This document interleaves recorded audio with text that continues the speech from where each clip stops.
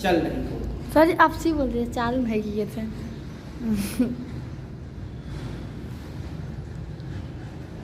नमस्कार दोस्तों, आप लोगों का एक बार फिर से स्वागत है हमारे YouTube चैनल आशा एक किरण कोचिंग क्लासेस में। दोस्तों, उम्मीद करते हैं कि आप लोग अच्छे होंगे और आप लोगों की पढ़ाई अच्छे तरीके से चल रही होगी। दोस्तों, हम लोग जो है धर्म प्रमुख सामाजिक सुधारों के विषय में पढ़ रहे थे और पिछले वाले वीडियो में हम लोगों ने जो है ठीक है बाल विवाह दास प्रथा के विषय में पढ़ा था। आज के वीडियो में हम लोग जो है विधवा पुनर्विवाह के विषय में पढ़ेंगे, क्योंकि ये भी एक आधुनिक भारत का महत्वपूर्ण टॉपिक है हमारे जो है धार्मिक और सामाजिक आंदोलन से, और कई परीक्षाओं में यहाँ से प्रश्न बन चुके हैं। तो थोड़े से ही शब्दों में हम लोग जो है इसको समझने की कोशिश करेंगे। तो विधवा पुनर्विवाह, विधवा पुनर्विवाह में जो है अगर देखा जाए तो सर्वाधिक योगदान जो है ईश्वर चंद विद्यासागर जी का है। तो ध्यान देंगे, ईश्वर चंद विद्यासागर ये कलकत्ता के एक विद्यालय में जो है अध्यापक थे। वो विधवा पुनर्विवाह जो हमारा है ठीक है, उस समय जो है महिलाओं को क्या होता था, पुनर्विवाह की अनुमति नहीं थी और इसे हे दृष्टि से देखा जाता था। तो इस दिशा में सर्वाधिक सराहनीय प्रयास जो था ईश्वर चंद विद्यासागर जी का था। अच्छा, तो इन्होंने क्या किया, लगभग 1000 हस्ताक्षरों से युक्त, ध्यान देंगे 1000 हस्ताक्षरों से युक्त जो ज्ञापन था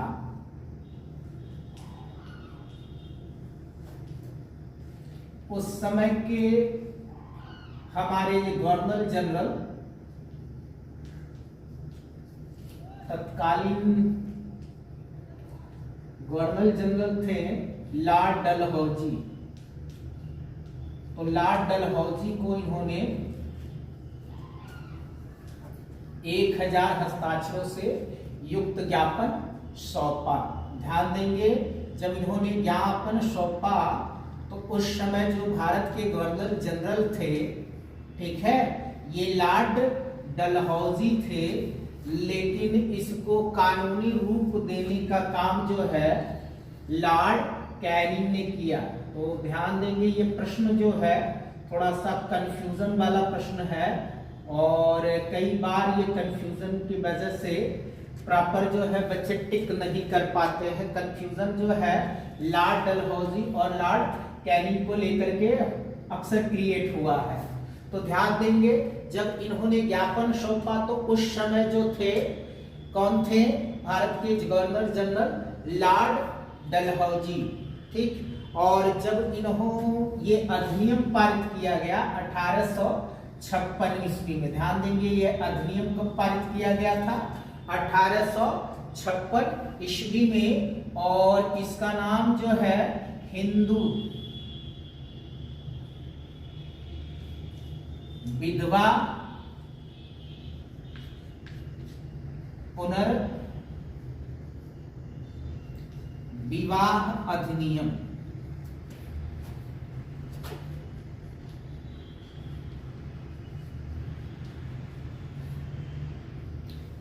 तो ध्यान क्या देना है कि जिस समय ये इन्होंने ज्ञापन सौंपा तो उस समय जो है हमारे गवर्नर जनरल कौन थे भारत के, डलहौजी थे। लेकिन ये अधिनियम किसके समय में पारित किया गया, लॉर्ड कैनिंग के समय में। कब, 1856 ईस्वी में हिंदू विधवा पुनर्विवाह अधिनियम में जो है, ये अधिनियम भी याद रखेंगे, अधिनियम 15वां अधिनियम था, या इसको नियम 15 भी कहेंगे।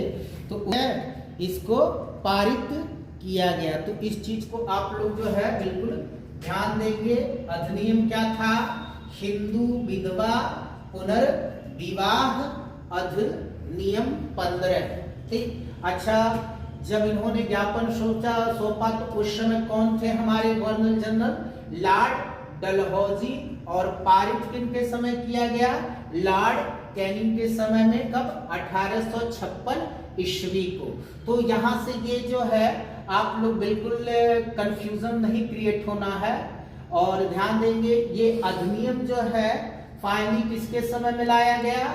लॉर्ड कैनिंग के समय में।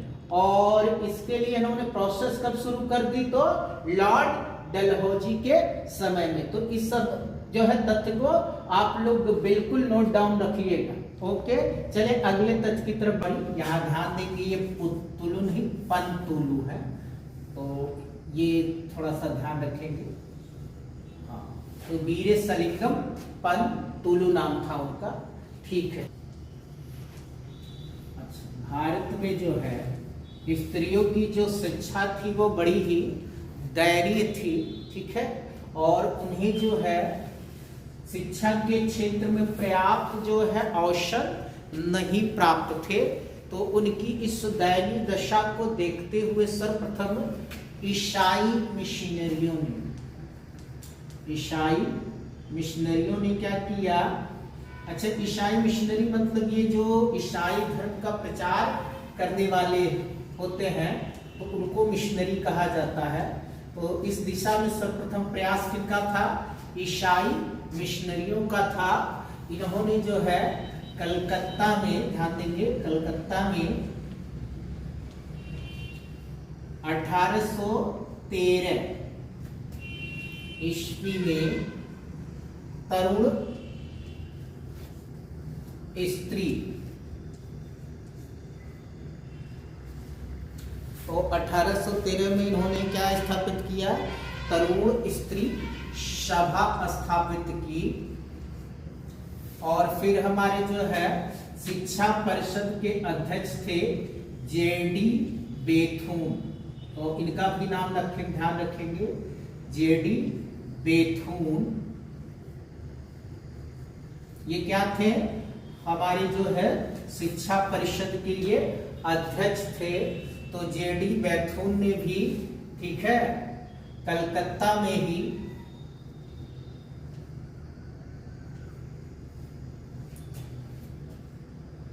महिला विद्यालय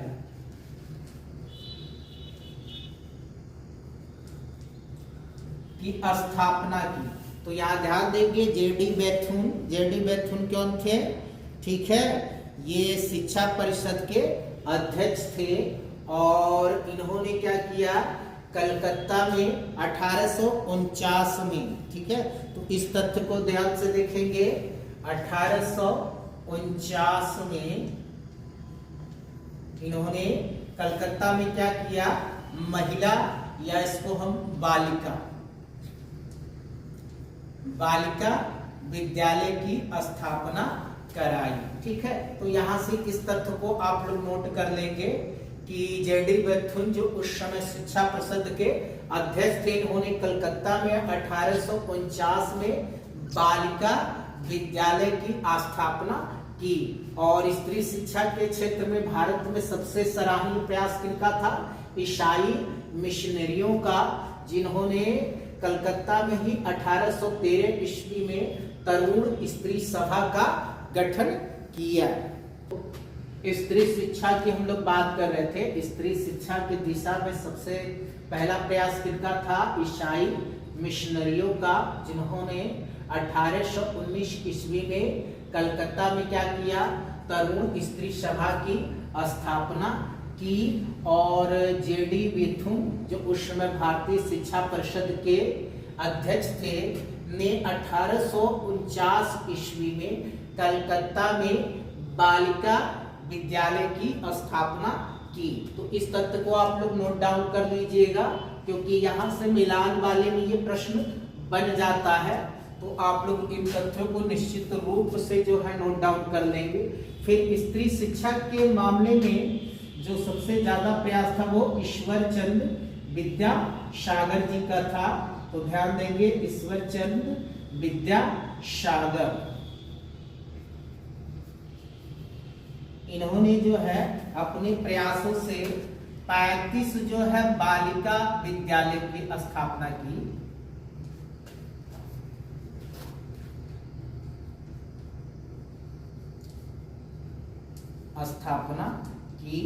और हमारा जो 1854 का उड्स डिस्पैच था,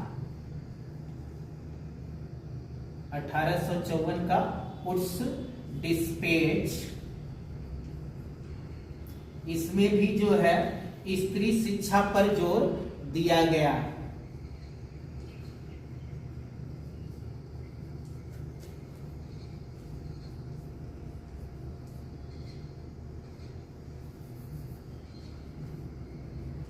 तो यहां भी इस तथ्य को ध्यान देंगे कि सर्वाधिक सराहनीय योगदान जो है स्त्री शिक्षा में किसका रहा? ईश्वरचंद्र विद्यासागर जी का। इन्होंने 35 जो है बालिका विद्यालय की स्थापना की और फिर 1854 का जो हमारा उड्स डिस्पैच था, जिसे शिक्षा में मैग्ना कार्टा कहा जाता है, इसमें भी स्त्री शिक्षा पर क्या किया गया? जोर दिया गया। और इसके बाद जो है, ठीक है, डी के कर्वे यानी धोधो केशव कर्वे, इन्होंने भी जो है स्त्री शिक्षा को बढ़ावा देने के लिए 1916 ईस्वी में, तो ध्यान देंगे, प्रोफेसर डी के कर्वे, या इनका जो पूरा नाम था धोधो केशव कर्वे, ठीक है।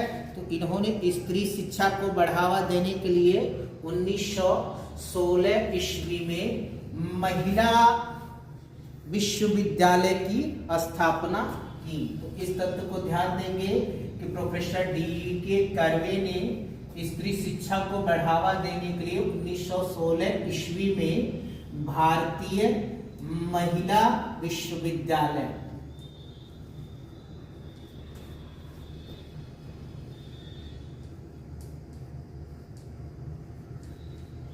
की स्थापना की। और फिर जो है 1926 में, तो ध्यान देंगे 1926 ईस्वी में महिलाओं को जो है सशक्त बनाने के लिए भारतीय महिला संघ की स्थापना की गई। तो कब ध्यान देंगे? 1926 ईस्वी में महिलाओं को सशक्त बनाने के लिए अखिल भारतीय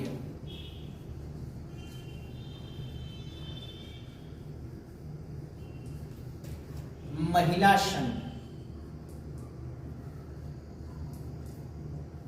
की स्थापना की गई।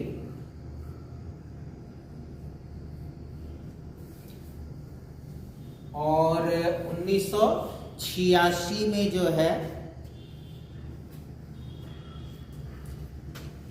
हमारी भारत की अपनी जो स्वतंत्रता के बाद राष्ट्रीय शिक्षा नीति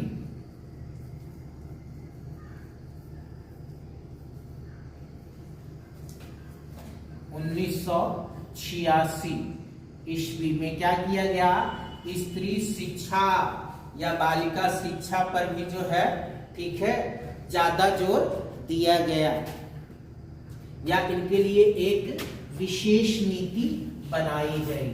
तो स्त्री शिक्षा से संबंधित जितने भी इम्पोर्टेंट तथ्य थे, तो मैंने यहाँ पर जो है आप लोगों को बताया, तो आप लोग इसको नोट डाउन कर लीजिएगा। इसके बाद हम लोग जो है बाल हत्या के विषय में थोड़ा सा देखेंगे। हत्या की प्रथा, तो ये भी जो है भारत की एक प्रमुख कुप्रथा थी, या कह सकते हैं कि सामाजिक कुरीति थी, जिसमें जो है बालिका शिशुओं को जो है, ठीक है, क्या किया जाता था? जन्म के पश्चात गला घोट करके मार दिया जाता था। और ये प्रथा जो है, जो हमारे राजपूत थे और बंगालियों में सर्वाधिक प्रचलित थी। तो ध्यान देंगे, जो हमारी बाल हत्या प्रथा है, तो ये जो है राजपूत और बंगालियों में सर्वाधिक प्रचलित थी।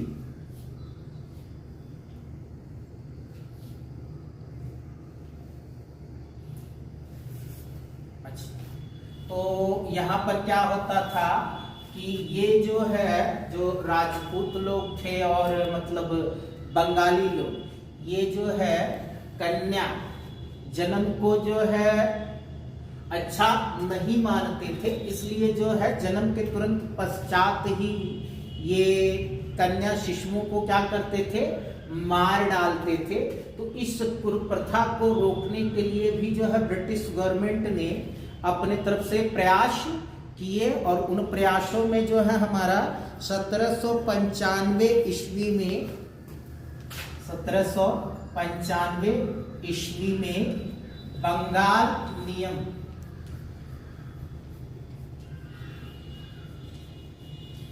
और 1804 के नियम 3, 1804 ईस्वी के नियम 3 के तहत जो है इस कुप्रथा को रोकने का प्रयास किया गया। तो बस यहाँ से इतना ही जो है, ठीक है, इम्पोर्टेंट तथ्य है। अगले वाले वीडियो में हम लोग जो है, ठीक है, भारत के जो है सामाजिक और धार्मिक आंदोलन के विषय में पढ़ेंगे, और जितने भी महत्वपूर्ण यहाँ से जो है सामाजिक सुधार से बिंदु हो सकते थे, तो मैंने अपने स्तर से कोशिश की है कि मैं उन सारे तथ्यों को इसमें सम्मिलित करूं। अगर फिर भी कुछ छूट जा रहा है तो इसके लिए हम जो है क्षमा प्रार्थी होंगे। और अगर वीडियो आप लोगों को पसंद आए तो लाइक्स एंड सब्सक्राइब्स करें, ताकि हमारा मोटिवेशन बना रहे और हम आप लोगों के लिए इससे अच्छे अच्छे कंटेंट पर जो है वीडियो लाएं। ओके दोस्तों, वीडियो देखने के लिए धन्यवाद दोस्तों।